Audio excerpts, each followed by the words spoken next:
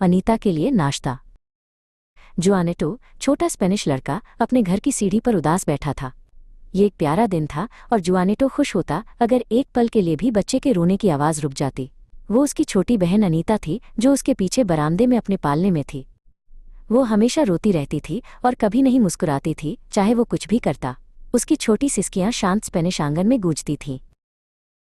जुआनेटो अक्सर अनीता के लिए समुद्र तट से रंगीन कंकड़ और खेतों से फूल लाता था, उसे हंसाने के लिए अपने काले बाल हिलाता था।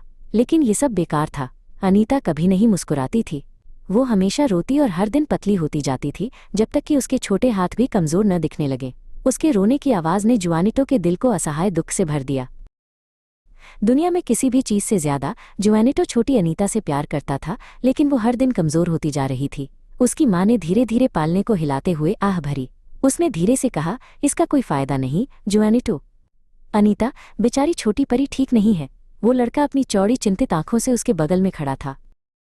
उसकी माँ ने कहा, वो हंस नहीं पाती है। काश हम उसे अच्छा बकरी का दूध दे पाते तो वो मोटी और ठीक हो जाती। लेकिन मैं उसके लिए बकरी का दूध कैसे लाऊं? ये खरीदना बहुत महंगा है और हमारे पास मुश्किल से ही कोई पैसा है। जुआनेटो अपनी कोहनियों को घुटनों पर रखकर बैठा और सोचता रहा। वो छोटी अनीता के लिए बकरी का दूध कैसे ला सकता था? वो जानता था कि पहाड़ियों पर कई बकरियां चरती थीं, लेकिन वे किसान एंटोनियो की थीं, जो उनका दूध बार्सिलोना शहर में पनीर के रूप में बेचता था। जब जुआनेटो बैठा सोच रहा था तो छोटी अनीता और जोर से रोई। वो इसे और सहन नहीं कर सका और अचानक खड़ा हो गया। उसने कहा, निश्चित रूप से बकरियां उसे मजबूत बनाने के लिए थोड़ा सा दूध तो छोड़ सकती हैं। वो पहाड़ी की ओर सड़क पर सरपट भागा। रास्ते में वो बादाम के पेड़ों के नीचे उगने वाले कुछ छोटे मकई तोड़ने के लिए एक खाई के ऊपर चढ़ गया। ये घास की तरह हरा और कोमल था और बहुत रसदार। उसने मकई को अपने हाथों में इकट्ठा किया और फिर से चलना शुरू कर दिया और मुस्कुराया। जल्द ही वो उन नंगी पहाड़ियों पर पहुंच गया जहां बकरियां चर रही थीं। उसने एक बड़ी बकरी को चुना जो दोस्ताना लग रही थी, उसके पास बैठ गया और बात करना शुरू कर दिया। जुआनेटो ने बकरी को अनीता के बारे में बताया कि वो कैसे हंसती और बड़बड़ाती थी और अब वो कैसे ठीक नहीं थी और पतली होती जा रही थी। कार्लोटा, बकरी, वहीं रुकी रही और चुपचाप सुनती रही। जैसे ही वो बोल रहा था, जुआनेटो ने युवा मकई का गुच्छा आगे बढ़ाया। ये मीठा और रसदार था और कार्लोटा ने इसे खुशी से खाया। पहाड़ी पर घास कम थी और बकरी कड़ी मर्टल झाड़ियों को चबाते चबाते थक गई थी। उसने धीरे से कहा, कार्लोटा, आओ और अपना दूध छोटी अनीता को दे दो। कार्लोटा ने उसकी ओर देखा और धीरे से मिमियाई। वो धीरे धीरे सड़क पर उतरना शुरू हुआ। कार्लोटा उसके पीछे पीछे चली। उसके पैर एक अगली टांग से एक पिछली टांग तक रस्सी से बंधे थे ताकि वो दूर न भटक जाए। वो अनाड़ीपन से चली, एक कदम और फिर एक झटका, एक कदम और फिर एक झटका। लेकिन जुआनेटो मकई पकड़े रहा, धीरे से बुलाता रहा, कार्लोटा, आओ और अपना दूध छोटी अनीता को दे दो। इस तरह वे दोनों एक साथ गांव की ओर वापस चले। जैसे ही वे जुआनेटो के घर के पास पहुंचे, उसने एक लंबे आदमी को उनकी ओर तेजी से आते देखा। उसका दिल बैठ गया। वो किसान एंटोनियो था। लेकिन एंटोनियो का चेहरा खुश था क्योंकि उसने अभी सुना था कि उसके बकरी के दूध के पनीर को बार्सिलोना में अच्छी कीमत मिली थी। एंटोनियो ने कहा, शुभ प्रभात, वो मेरी बकरी कार्लोटा है ना? जुआनेटो हकलाया, हाँ श्रीमान। एंटोनियो ने कहा, मैं उसे वापस फार्म पर ले जाऊंगा, और खुशी से गुनगुनाते हुए आगे बढ़ गया। जुआनेटो का दिल दुख रहा था। उसे डर था कि अनीता को अब कभी उसका दूध नहीं मिलेगा।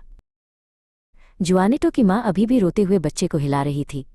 उसने ऊपर देखा और एंटोनियो को जुआनेटो से बात करते देखा, फिर गेट के पास खड़ी बकरी को देखा, जैसे कि एंटोनियो उसे खुद लाया हो। जुआनेटो ने धीरे से पुकारा, कार्लोटा, आओ और अपना दूध छोटी अनीता को दे दो। बिना किसी हिचकिचाहट के कार्लोटा ने आज्ञा मान ली। कार्लोटा का दूध निकाला गया और अनीता ने गर्म बकरी के दूध का अपना पहला नाश्ता पिया। बच्चे ने रोना बंद कर दिया और चौड़ी शांत आंखों से चारों ओर देखा। जुआनेटो की माँ खुशी से रो पड़ी, अपनी बेटी को कसकर गले लगा लिया। उसने जुआनेटो से फुसफुसाते हुए कहा, तुम्हें आशीर्वाद मिले मेरे बेटे, और अच्छी बकरी को भी आशीर्वाद मिले। कई हफ्ते बीत गए और अनीता गुलाबी और मजबूत हो गई। जब भी जुआनेटो पास आता, वो हंसती और अपने छोटे हाथ फैलाती। घर फिर से हंसी से भर गया था। कार्लोटा रोजाना पहाड़ी पर चढ़ती थी, लेकिन हमेशा शाम को उनके घर लौट आती थी, जैसे कि वो जानती हो कि अब वो वहीं की है। एक सुबह किसान की पत्नी फ्रांसिस्का दरवाजे पर खड़ी होकर झुंड को चरते हुए देख रही थी। उसने माथे पर बल डाले और सिर हिलाया। उसने एंटोनियो से गुस्से में कहा, वो बकरी कार्लोटा जादू टोने की शिकार है। कुछ हफ्ते पहले वो झुंड में सबसे ज्यादा दूध देने वाली थी और अब वो कुछ नहीं देती। एंटोनियो आया और अपने हाथ पहुँचते हुए उसके बगल में खड़ा हो गया। उसने पूछा, क्या तुम्हारा मतलब कार्लोटा से है? फ्रांसेस्का ने जवाब दिया, हाँ, मैं तुम्हें बताती हूँ, उस पर जादू किया गया है। एंटोनियो हल्का सा मुस्कुराया। शायद उसकी रस्सी बहुत तंग है और उसे चढ़ने में कठिनाई होती है। मैं उसे ढीला कर दूंगा। फ्रांसेस्का बड़बड़ाई, लेकिन और कुछ नहीं कहा। एंटोनियो कार्लोटा के पास गया और उस रस्सी को खोल दिया जो उसकी अगली टांग को पिछली टांग से बांधे हुए थी।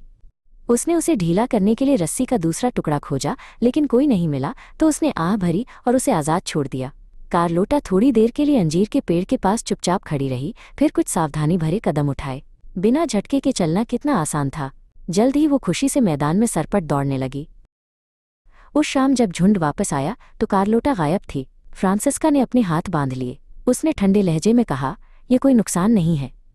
उस बकरी का क्या फ़ायदा जो दूध नहीं देती?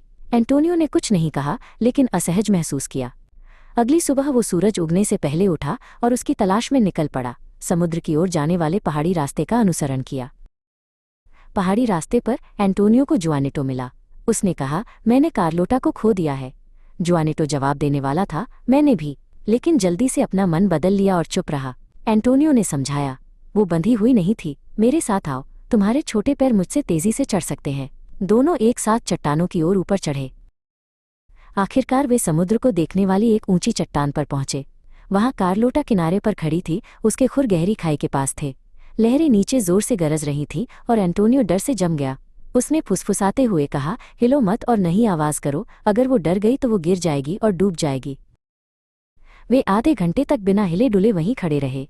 फिर जुआनेटो ने गहरी सांस ली और धीरे से पुकारा, कार्लोटा, आओ और अपना दूध छोटी अनीता को दे दो। बकरी ने अपना सिर घुमाया, उसकी ओर देखा और धीरे धीरे किनारे से दूर चली गई। एंटोनियो ने राहत की सांस ली और अपना माथा पोंछा। कार्लोटा जुआनेटो के पास पहुंची और अपनी नाक उसके हाथ से रगड़ी। एंटोनियो उन दोनों के बीच के कोमल विश्वास को देखकर चकित और भावुक हो गया।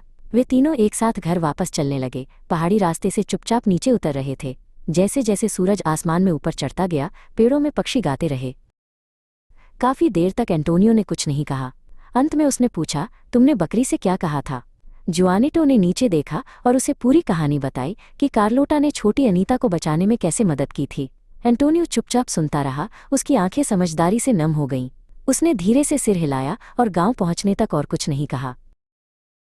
एंटोनियो ने प्यार से पूछा, और क्या छोटी अनीता अब ठीक और मजबूत है? जुआनेटो ने गर्व से कहा, हाँ श्रीमान, वो फिर से हंसती है।